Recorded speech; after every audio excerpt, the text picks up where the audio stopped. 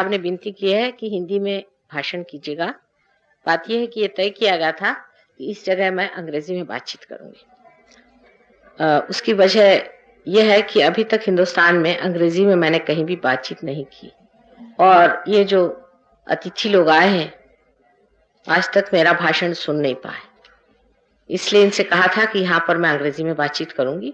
और जब मंदिरों में आदि या मेरे ख्याल से दिल्ली के विद्यापीठ में भी जो भाषण होने वाले हैं वो हिंदी भाषा में ही होंगे, इसलिए कृपया आप दूसरे भाषणों में भी आएंगे तो मैं हिंदी में बातचीत करूंगी। आशा है आप लोग बुरा नहीं मानेंगे, क्योंकि ये अतिथि हैं, थोड़ा सा इनका भी कभी ख्याल करना चाहिए। हालांकि आप लोग सब थोड़ा बहुत तो अंग्रेजी समझते हैं और मैं कोई ऐसी कठिन अंग्रेजी बोलती नहीं। अगर आपको कोई उसमें प्रश्न हो तो मैं आपको बता दूं। सिर्फ ये 5-6 लेक्चर्स जो हैं ये मैं अंग्रेजी में देने वाली हूँ, इसके लिए क्षमा कीजिएगा।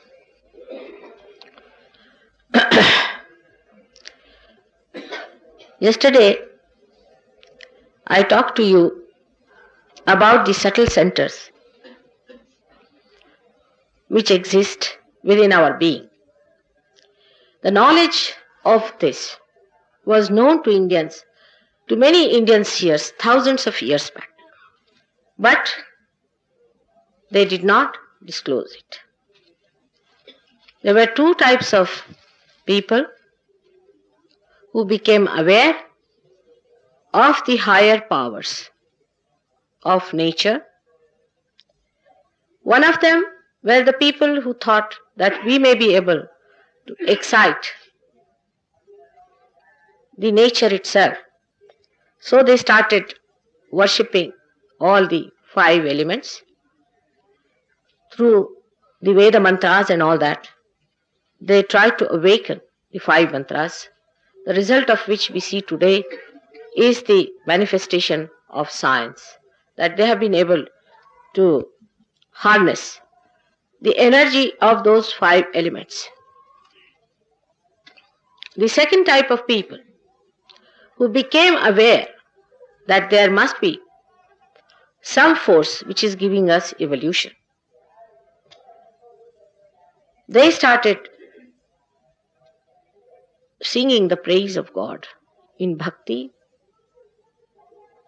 and requesting God to incarnate on this earth. These were the bhakti margis. That is how in the Virata, in the primordial being, there are 2 forces as are in the human beings, as I told you yesterday. One is the emotional force, which is the bhakti, which gives us existence.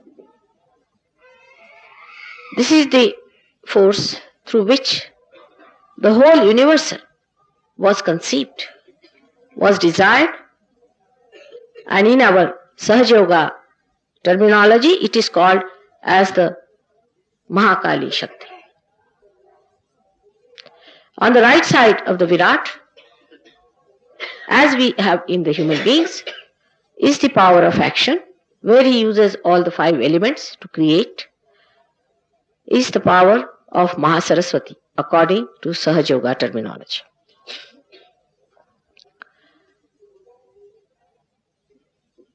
The third force that did not operate so openly started thousands and thousands of years back in this country, where people started giving Ishvara Pranidhan, which is the basic of Hatha Yoga.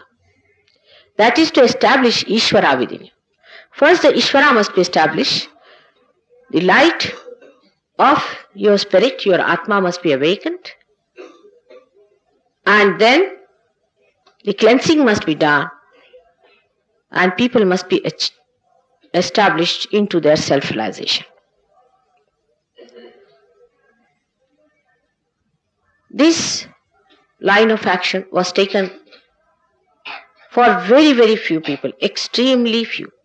So much so that after Buddha, when Viditama, his one of disciples, went to Japan, he started a cult called as Zen, which is the same as Sahaja Yoga.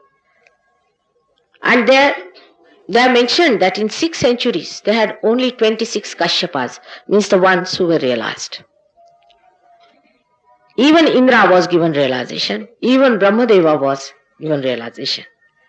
So it extends up to the date when Brahmadeva was created out of Sri Narayana, Sri Vishnu.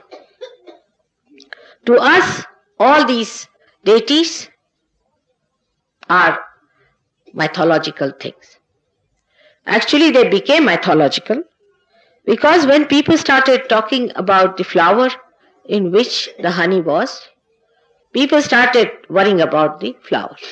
They were more worried about the flower than the honey. So then the people came up, like Buddha and Mahavira, who said, better not talk about the flower at all. If you talk about the flower, people get stuck up at that point. They go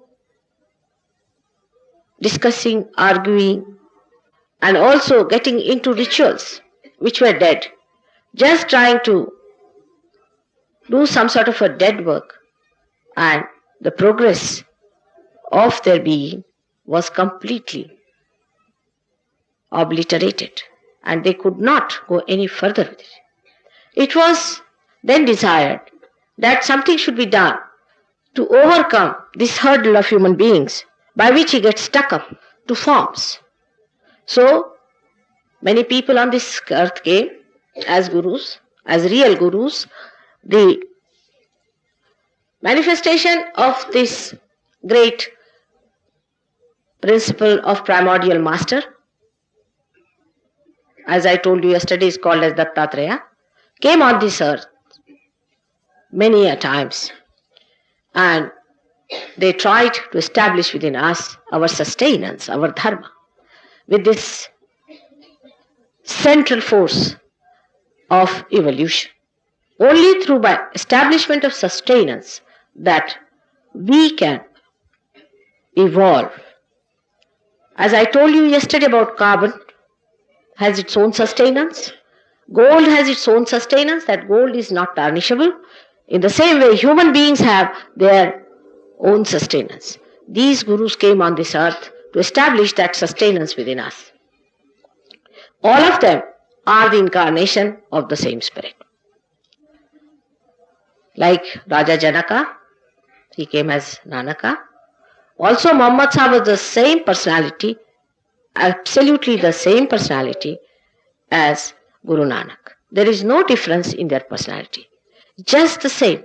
That's why Guru Nanaka came on this earth to tell people that you should not find on this basis of Hindu and Muslims. Because he realized, as Muhammad Sahib, that he had done a mistake to tell people that all human beings are just the same and one should not force things in this manner. Actually, the whole thing gets perverted as soon as the disciples take the place of the gurus. Thus, we had the middle path built in by the gurus in the center of our being, as shown there, as called as the void. The first chakra I told you about is the center of innocence. It is bestowed upon by the deity of Sri Ganesh. These gurus did not talk of the deities too much because, as I told you, people were talking more about the flower than about the honey. So they said, talk about the Nirakar, talk about the formless, by which people will pay their attention to the formless. But still it became talk and talk and talk. When they talked about the flower, people got stuck up with the talk about the flower. And when they talked about the Nirakara and formless, they got stuck up with that. So human beings are such that they get stuck up with their thoughts, which are limited, coming from a limited area of their intelligence and their rationality. So what was rational became a problem for saints to give realization. So there was again a revival at the time of Shankaracharya. Again Nanaka came and talked of Nirakara. Like that, they were trying to bring the people closer to reality by telling them, now forget this, now take to this, now forget this, take to this. Somehow that by giving up things, they might be able to reach the reality. Now, the center of Muladhara is the center, is the Muladhara chakra. One has to understand the importance of this center being separated from Muladhara itself. Muladhara is the place where the Kundalini sits, is in the sacrum, is in the bone called sacrum. Sacrum means sacred. That means even in Latin language it was called as a sacred bone. That means they knew that there was something sacred, holy about this bone. It is said that when the body burns, the whole body burns, but seldom this bone burns, and if it burns, it requires very tremendous heat. This triangular bone had this power within us, which is the power of Kundalini, which creates the whole being, still it remains the whole. That's why it is called as a residual power of Kundalini. Now this Kundalini resides there for ages together, and it comes back with you whenever you are born again. She is your mother. She has been your eternal mother. She is your individual mother. You do not share her motherhood with anybody else. She is the one who has loved you all your life, and she is anxiously waiting for a moment when she can give your second birth, your Punarjanma. Now such a Kundalini, how can she be dangerous? Many people have told me that they have read some books which says that Kundalini awakening is a very dangerous thing. I have also seen some of the very, very books written so big as that, with such ignorance, saying that Kundalini is in the stomach. I was surprised that when you don't know anything about it, why should you write? Kundalini is not there. She is in the Muladhara, and the Muladhara chakra is protecting the Muladhara. You can see with your naked eyes, when you come to Sahaja Yoga, the pulsation of the Kundalini in the triangular bone, if there is an obstruction above it. But if there is no obstruction, the Kundalini just shoots off. Now, this Ganesha chakra is very important, as I told you yesterday, because the first thing that God created was innocence, and this innocence is Sri Ganesha. It's so delicate. It's like a flower. If you try to play about with your innocence, Ganesha just gets angry with you, or he sleeps off. Now these people who have described the Kundalini being troublesome or coming up as a lightning or giving you kriyas, as I told you yesterday, are the people who are naive. They don't know how to handle the Kundalini.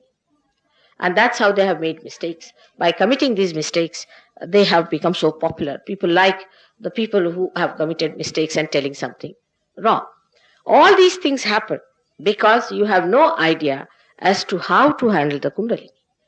It is Ganesha who gets angry, not the Kundalini. It is he sitting down there informs the Kundalini that now you can rise because there is somebody who has the authority to raise you.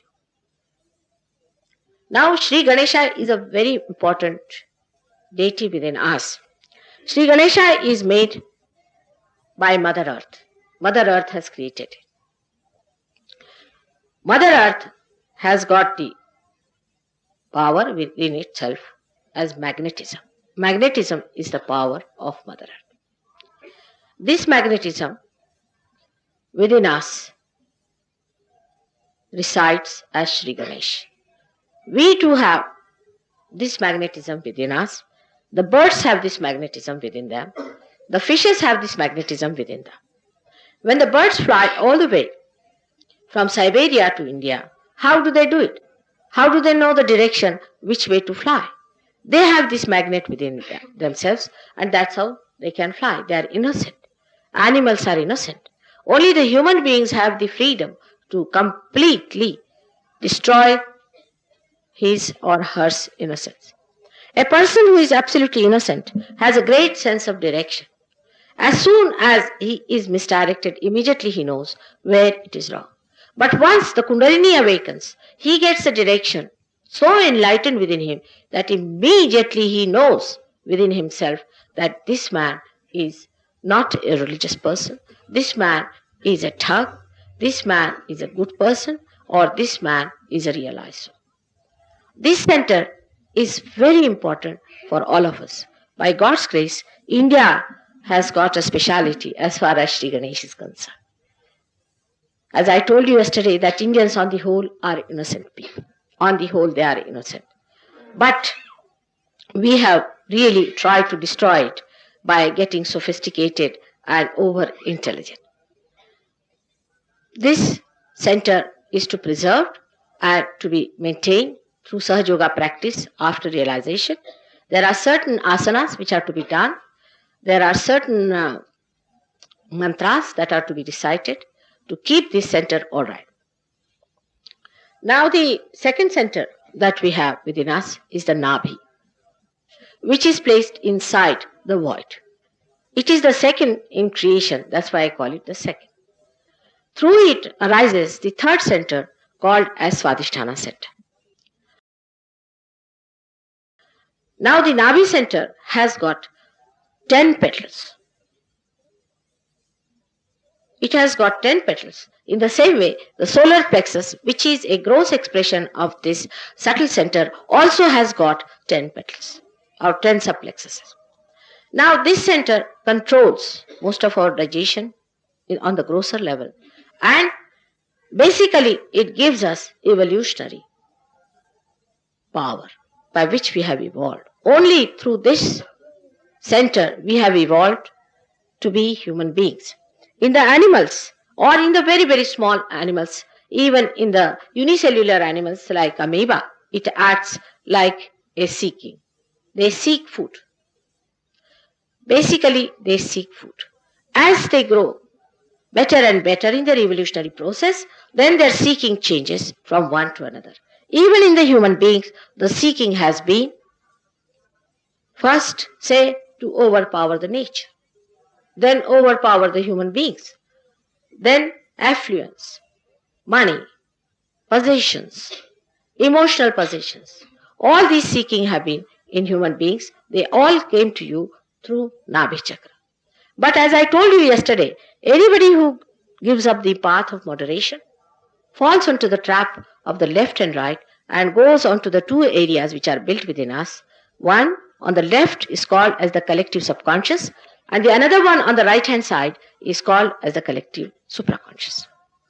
So all the extremes of the Nabhi Chakra can be very, very difficult. For example, those people who fast, just for fasting's sake, is all right. Sometimes one should fast. In the name of God, if you fast, it is all wrong. Because God never wants you to fast. This is something wrong, that you want to torture your body. For what? Like people who want to call God would like to sort of stand on their heads, stand on your one leg, or do all kinds of torturing things. This is the way we deny God's existence and His love and His affection. If He is there, we are going to meet Him. What is there to fast and put Him into trouble by making Him unhappy? If you want to make your mother unhappy, you do it this way. I will not eat my food. And that's how the mother gets very upset. So there is no need for anybody to fast in the name of God. If you have to fast, then you can fast it for your health or for your stomach trouble because you have eaten too much. Is a different point. But there is no need to believe that fasting for God is a good thing. The fasting takes you more to the right hand side of the Nabhi Chakra, by which a person may become a very dry personality, extremely dry. The more you fast, the drier you become.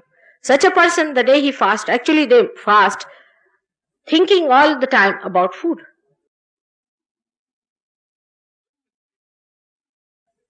What thing are we going to eat while fasting, and what after are we going to eat? So the attention is all towards food, no doubt.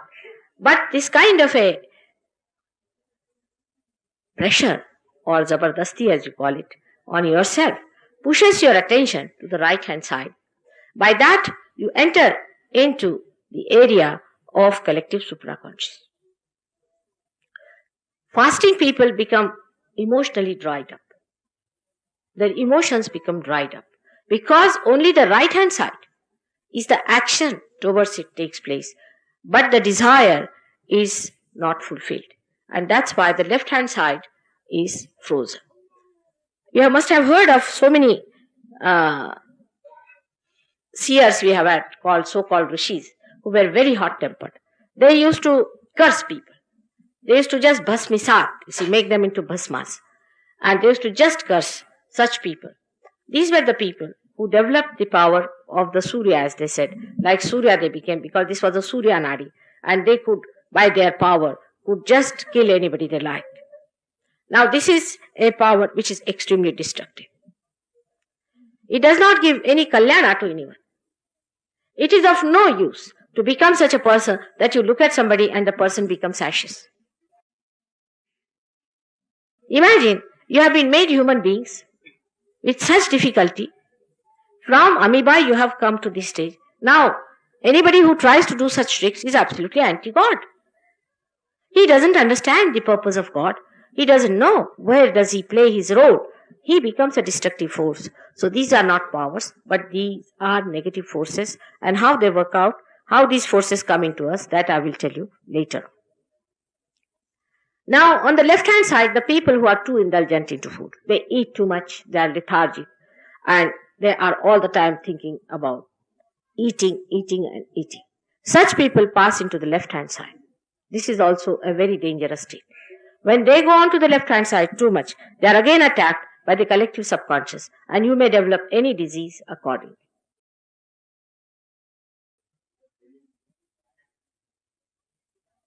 But the third chakra, which is Swadhisthana, is very important, because this is the center which revolves around the Nabhi chakra.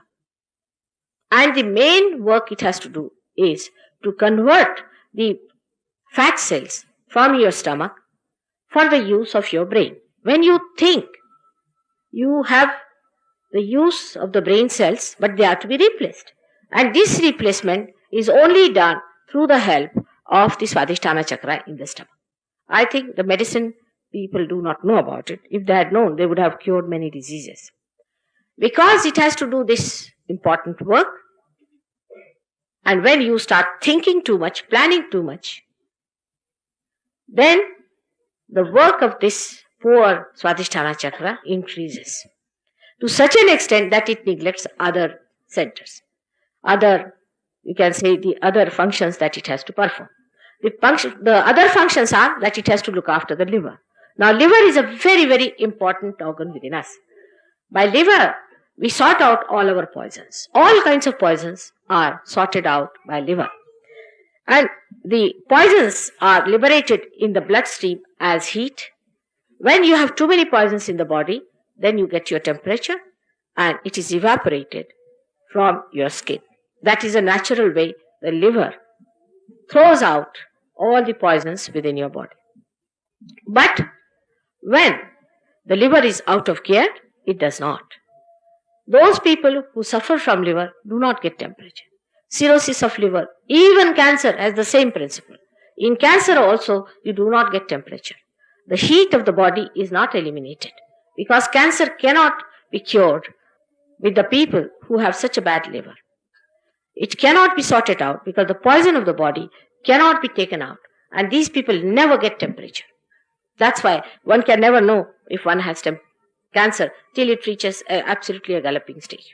There you might get temperature because of other reasons. But the first indication that a man gets from his body is the temperature, which never rises with cancer. Now this same center, Swadhisthana, has to do other jobs like looking after your spleen and your pancreas, your kidneys and your uterus. Now spleen is a very, very important organ again, which we neglect in these modern times. One has to understand what is the speciality of spleen. Spleen is the speedometer within us. It controls our speed. These days if you find people speak so speedily that you don't know how they are speaking, it goes telescopically. They walk so fast that if they have to go to the station, you will find them in the other station. They are so ahead of time that it is impossible to connect them with the reality. Now the speedometer is the spleen. Supposing when you are having your food, we used to have a very good system.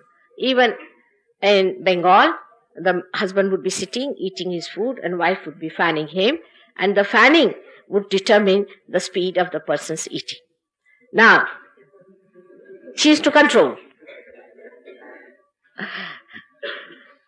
And the another thing is that, say, even in Maharashtra, people are eating, they'll say, Savkash, slowly, slowly, have the food slowly. They go on saying, it may look a little funny to some people, but it is so that Savkash, Savkash, go on slowly. There's time, don't be in a hurry. But these days, the way we eat our food is responsible for creating problems like blood cancer within us.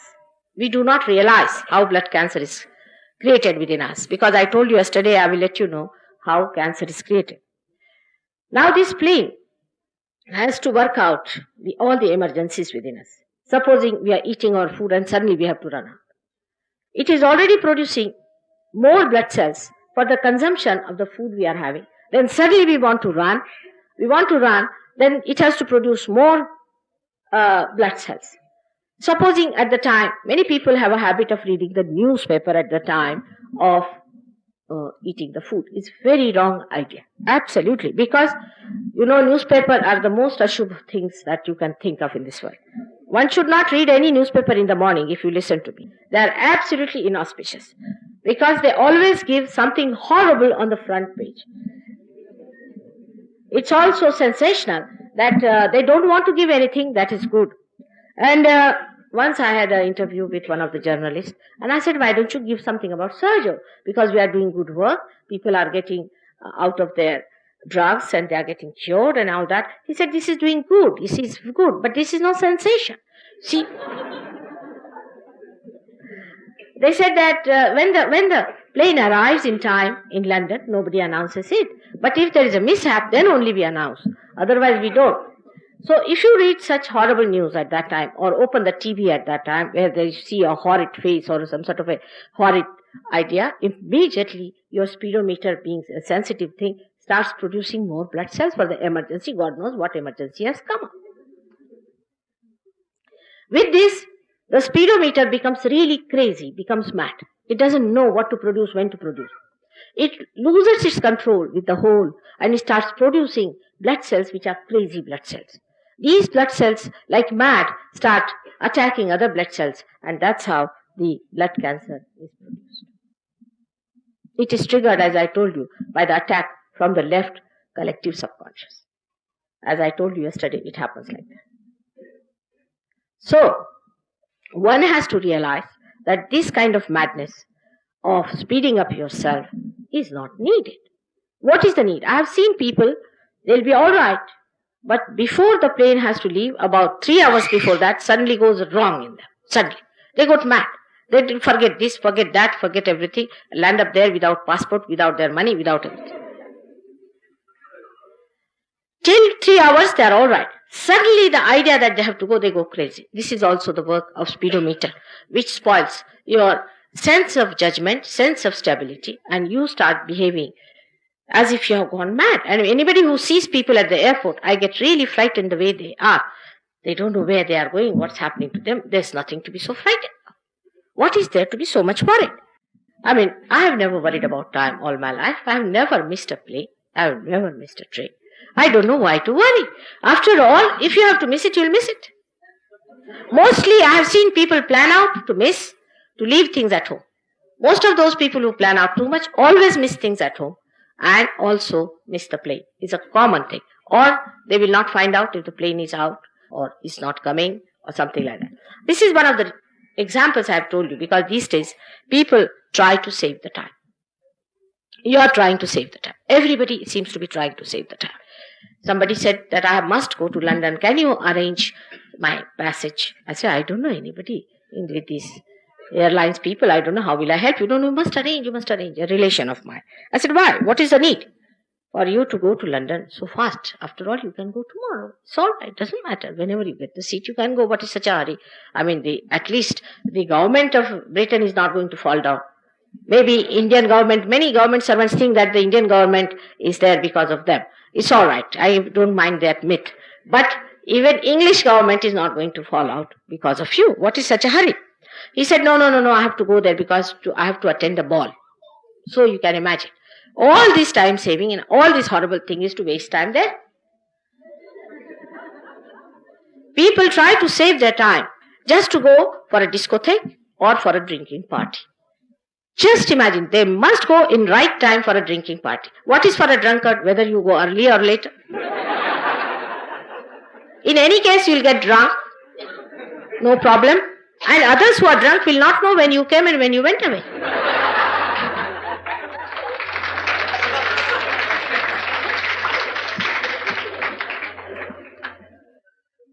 So there is no need to hurry up so much. That doesn't mean that you should be always late at a place. I don't mean that.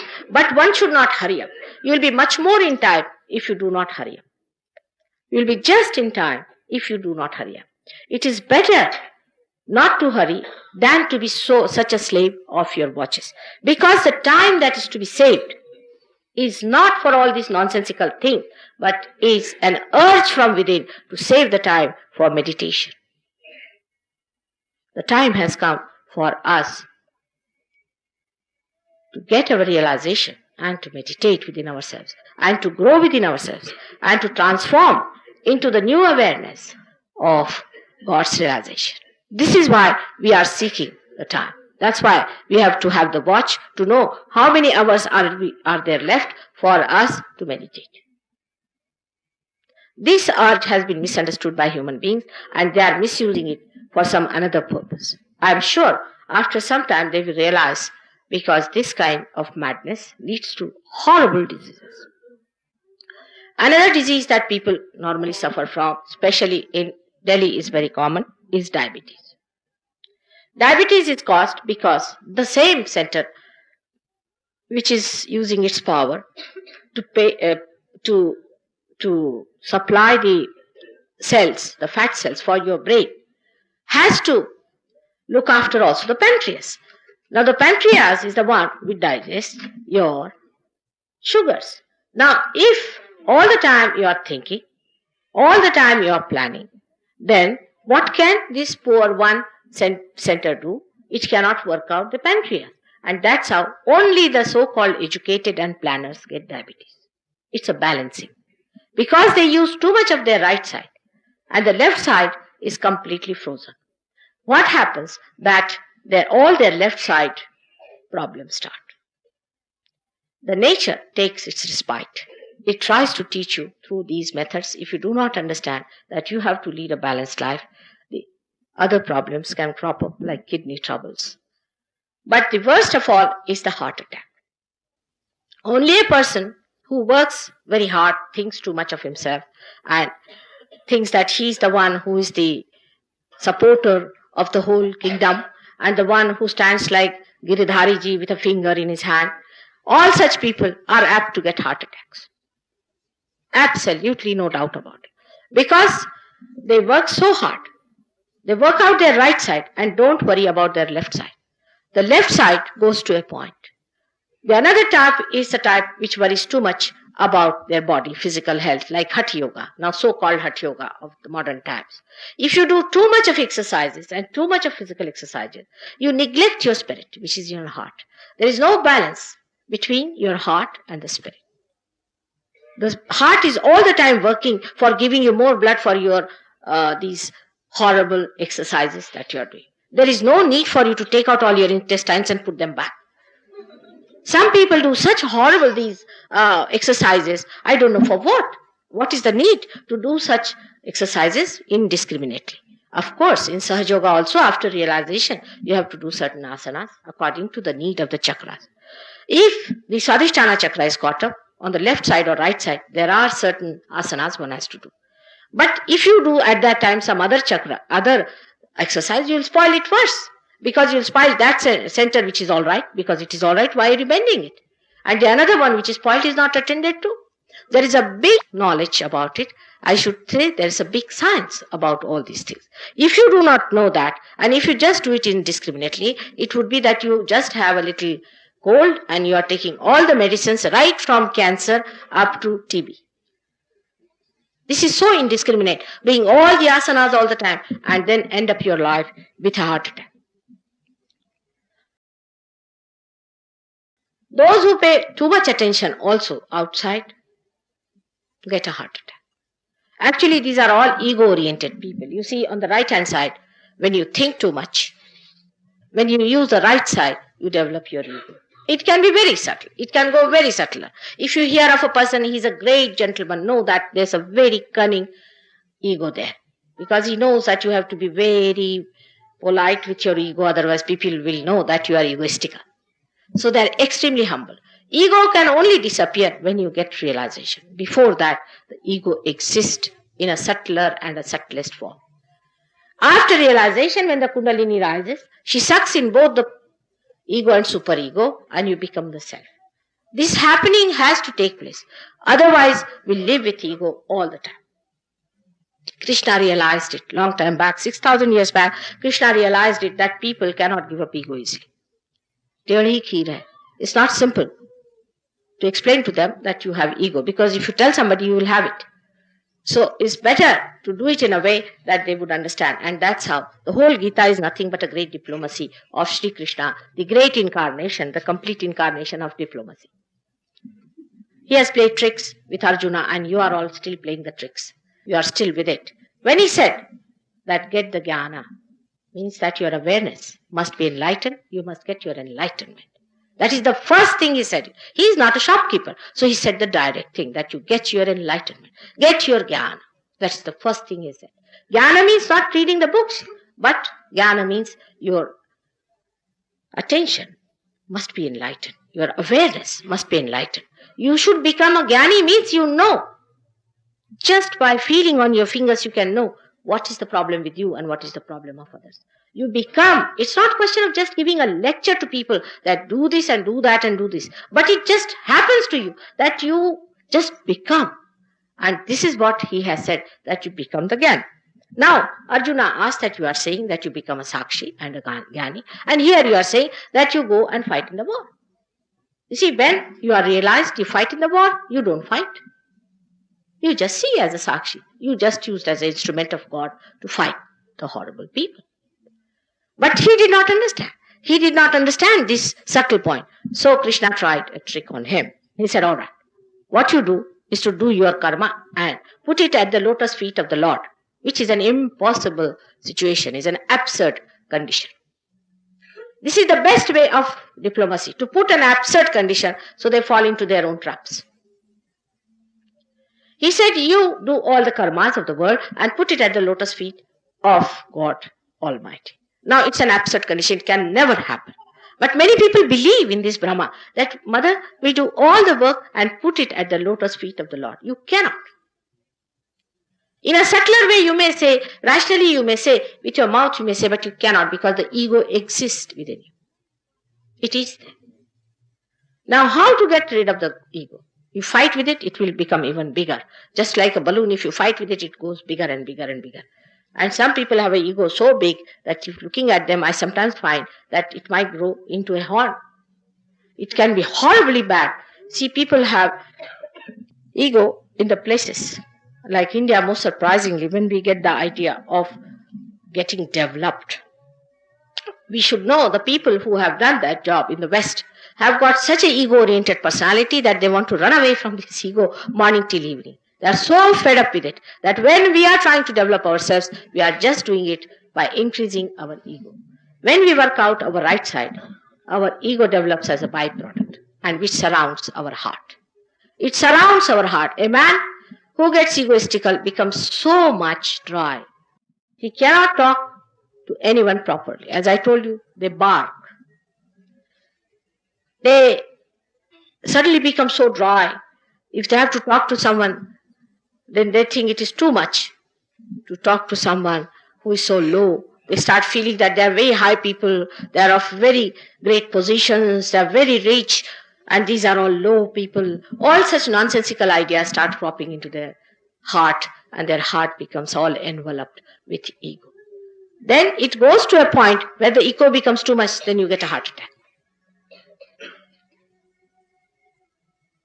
All those people who say Gayatri Mantra without any authority, working on the right hand side also.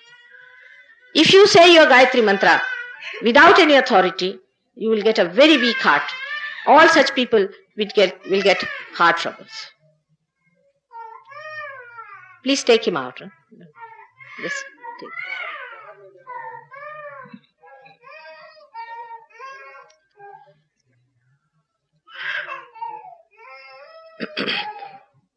Now, it is important for all of us to know what is the problem with us and how to look after ourselves. We should not try to put our attention outside to such an extent that we neglect our heart. If God has given us, say, some position, must know that you must love. You must have your emotions. For example, I've seen government servants in Delhi, because my husband has been a government servant all his life. I know they have no time for their wives, they have no time for their children. They are so busy. You never see their faces in the daytime. You have to always put the light on.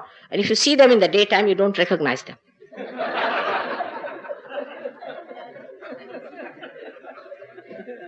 Once they wear their pants, they are out of gear.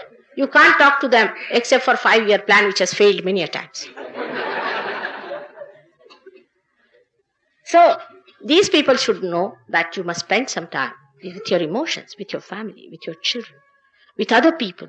Have some loving rapport with other people of the society. Look after that side also. Those people who do not do such things are in for trouble. I have told so many people that be careful, that you should not get a heart attack. There are some gurus who are also good at giving heart attacks. There are many gurus who just give a heart attack to the husband whose wife is his devotee. It's a very common feature of many gurus who gave a heart attack to the partner of his devotee so that he gets all the money, all the property, and the wife or the husband at his lotus feet. All such things should be avoided. We have to be affectionate, we have to be kind, we have to control our tongue and be sweet to others and nice to others. Not that thinking if we are nice to anyone, we are doing something great. We have to be generous people. We have to give as much as we can, we should give. What is there to feel that you are doing anything for anyone? This is the greatest, subtlest ego that people think we are serving the nation or we are serving the poor. Who is serving whom? Who is the other? If this finger is serving this finger, do you say that I am serving this finger? Who is the other? If they are all the part and parcel of the whole of one primordial being, then you are just helping yourself. You are not helping anybody else. But this is only possible when you get your realization. Without realization, all this talk is talk, talk, talk, and talk and talk. If you have to have any such idea that by just telling yourself you'll forget it, you cannot. You have to have your realization by which you become another person. Then how you talk? What Krishna has said, that you become akarma. Akarma comes in. You just don't feel you are doing anything. For example, now if you have a Sahajogi here and if you ask him to awaken your Kundalini, he'll just tell me, Mother, it doesn't come up, it doesn't come up, it doesn't go, it doesn't. He doesn't say, I'm not doing it. He doesn't say so. It becomes a akarma. He doesn't have to say that I have done this realization, I have cured this person. No. He said she's not getting cured. The Kundalini is not rising. The realization could not be established. This is going wrong because the whole concept of doing the work is finished as soon as you become a hollow personality. There's a beautiful story of Sri Krishna and Radha. Once Radhaji felt jealous of the Murali and she said that, Oh Lord, why do you have this Murali all the time at your lips? What is so special about her? She went and asked Murali about it. Murali smiled and she said, don't you know that my speciality is that I have no speciality. I am a hollow person. He plays and the whole thing flows through me. I see that. People say the Murali is played. I laugh at it. It is he who is playing through me. I have become a hollow personality. In the same way, when the akarma is established, you become that. Same about the bhakti. When people start singing too much, like mad, you see, unless and until I see you, I'll cut my throat or jump before the fast-moving train and all those things. When you try such tricks, you must know that you will be attacked by some possession. Some people dance like mad, thinking that they have got God in them. God doesn't dance that way. Some people get bhoots into themselves and they say that Devi has come into me. Devi, to be born in the body is not an easy thing. It needs a very special type of a body to have 35 crores of gods to be settled in the body, to manage the 35 crores of chakras. It's not easy for a Devi to enter into any Dick, Tom and Harry and to make the person dance. Moreover, one has to know that if you have got the Devi Tattva or if you are a realized soul, you become completely control with yourself. You do not dance as the so-called Devi or so-called Bhoot comes into you and makes you dance. Anybody who does anything out of control or anything that happens out of control, one must know is not done by you but by somebody else, because you have lost your possession and somebody else has possessed you. It's a very, very common practice of all these fake gurus. They'll give you a mantra. Now, this is another thing I have to talk about, because today somebody requested me. It's a very common practice of people giving naam. I don't know from where did they get this idea. This is something I just can't understand. Nama was given to people at the time when they had a particular chakra sketch. For example, say, your Nabi chakra is got. Then they would say that take the name of Vishnu or Lakshmi Narayan, whatever may be the case. Or supposing your void is, then they may say Vahaguru or say Guru's name and all that. But that's a different thing. When the Guru is a realized soul, he knows where is your problem. But how can you give that name permanently to someone? It is impossible. Because the Kundalini moves. As soon as you take the name of the Guru, the Kundalini will move upward. If there is an obstruction, you have to take the name of the deity that is here. If there is no obstruction, it will move here. If there is an obstruction here, you have to take the name here. It's a living force. I told you, it's a living God and it's a living force. It doesn't stay, it's not static permanently at a place that you go on saying the same thing again and again. Maybe your Kundalini is just here to burst out and you are just taking the name of something much lower. That's how we spoil our chakras. You'll be amazed. Those people who do Shiva Puja in the hand. I've seen people who do Shiva Puja in the hand. They'll put the linga, stand on one head. I don't know what else they do. Might be tying up their shendi somewhere. And I don't know what else they do. But whatever they do, they worship God. They say, oh, we have done this. Then we have put so much of Bela Patras and thousands of Bela Patras, and they'll make people take out the Bela Patras with a bath and everything, so that all of them will have wet clothes. They will all get pneumonia, and this lady who will be doing this puja will herself get into great sickness. All this nonsense they will do just to say, oh, I have put 1 lakh of Bela Patra to Shiva. Now this kind of nonsense is taking you away not only from God but from good health also. All these rituals are of no value to you unless and until you know what is to be done in your case. There is no light, supposing in this room. Now you have come to put a curtain here. Now you don't know where is the window. You don't know where is the rail. Where will you put the curtain? You may put it there and it may be all spoiled. It is like that. You must know where is the problem. You must know how far to go with it. You must know how to correct it. It's a knowledge. It's not a blind man's work. It has to be done with light within you to understand where is the problem. And that is how these people just gave names. It is to such an extent that some people are charging 300 pounds for one name. And the name given is Tinga and Inga. There are some foreigners here who have had this kind of a name also. And they were told that it should be without any meaning. So it is even better. And then some of them have been told that if you pay 3,000 pounds, then you can fly in the air. I said, put your guru on this leaning tower of Pisa and throw him down. Let us see. If he can fly, then you can fly. At least make the guru fly for a change. All such nonsensical ideas are given with this kind of a basic ignorance of people, that name cannot be given by anyone. Only thing is, when the Kundalini is rising, you yourself should know where is the Kundalini and you should be able to raise it. Of course, at the time of Gyaneshwara, we can say he gave a name to his sister to a point. Because he knew she had a problem at a particular chakra, he said, now you take this name. Only once He didn't give it to every Dick, Tom and Harry. Here if you go to a place, there is a big box kept, seva. For seva, there's a big box first of all, with a big slit. You see, supposing you have a big check or a big dollar note or something, it must go in straight. So there's a big box of seva kept. You go and put the money there. You go there, the guru is sitting at the 7th floor, who doesn't know how to talk now, who has had 3 heart attacks, who is sitting with a lumpy face. And you go there and you get a name.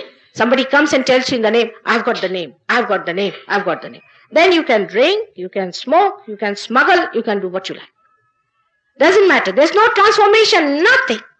They are just the same as other nonsensical people are. This is not religion. The religion that doesn't give you transformation, doesn't give you your personality, has no meaning at all. It means your sustenance. And that is what is happening also in so-called temples. I would say there are many places where we have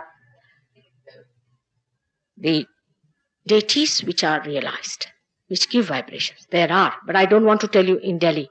Because when I told them, the fellow sitting there made all the money. So, the thing is, you cannot make money out of God. These vibrations are flowing free just like sunshine. You cannot make money. Money and God doesn't go hand in hand. God doesn't know any money business. You must know that He does not know that there is a way of creating money by just printing papers.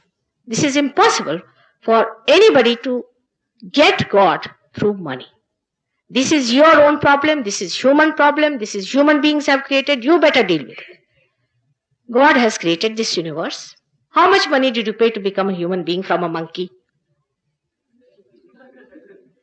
How much money do you pay for sowing a seed in the soil to the Mother Earth? Do you pay any money? How much money are we going to pay for our realization? What do you have? What is your wealth? What can you pay? It is something so invaluable. You can pay anything you like. You cannot pay what you have got in your realization. That is all God has given you. He has given you a beautiful kundalini. He has given you your old yantra. He has given you your spirit. Now what can you pay Him except for complete gratitude for what He has done? Just to sing His mahima, to sing His glory, that's all you can do. But just to think that you can buy Him and purchase Him and also organize Him is another foolishness and stupidity. You have to be sensible enough.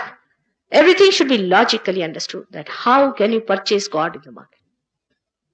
People asked me the other day the question whether you have a ashram in London. Of course, surprising I could not establish in India because they all wanted black money, black money, black money. I said, Baba, I have no black money and I do not want to pay any black money. I want to do it straight. At least there should be one place without black money. Can't you do it? At the last minute, they would say, give us a bribe or give us a black money. And I could not establish a center till today in your great yoga country, Yoga Bhumi, India. But in London, we have a center for which I don't know. These people have collected their own money because they are paying for the rent of the house. They were paying the rent. They all pay the rent. They have combined together, taken a house, and they are paying the rent. Finished. What money do you need for? For what do you need? You need supposing for this hall, you need a money. All right, little bit you can arrange a money and you do it. What is there to have the money for the guru? A guru, if he's poor, he lives like a poor. Christ was a carpenter's son. Did he collect any money for himself? If he is a rich man, all right, he can enjoy his wealth or he need not. If he's a rich man, it's better that he should pay some money for this work, which I have to pay myself sometimes. In the same way, one has to understand that money cannot buy God.